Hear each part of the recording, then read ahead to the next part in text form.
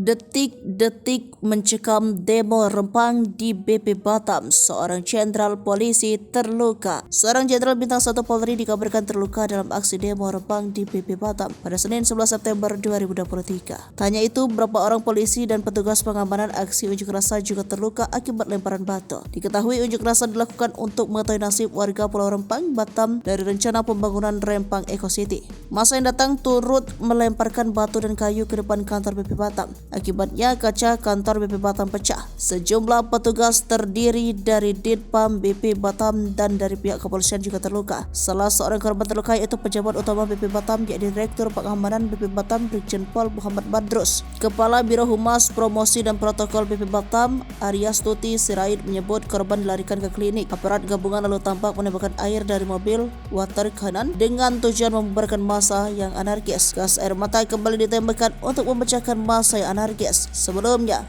sejumlah warga melakukan aksi demo soal Rempang di kantor BP Batam pada Senin 11 September 2023. Bertembakan massa hitam, massa menyampaikan aspirasi di luar pagar kantor BP Batam sekitar pukul 10. Aksi unjuk rasa warga yang kedua kali ini diawali dengan pengucapan Al-Fatihah untuk para warga Rempang yang sudah tiada. Massa pendemo memadati bundaran BP Batam, baik wanita maupun pria. Ada yang muda, ada juga yang lansia. Mereka menggunakan mobil komando, truk berwarna kuning, orator, dan sejumlah massa ada juga yang menggunakan pakaian Melayu lengkap seperti tanjak, songket, dan lainnya. Ada juga orator yang membacakan puisi tentang tanah Melayu dirampas. Beberapa perwakilan Melayu di Batam juga turut serta, seperti Melayu Kalimantan Barat, Melayu Lingga, Melayu Riau, dan sebagainya. Setiap perwakilan juga menyampaikan aspirasinya.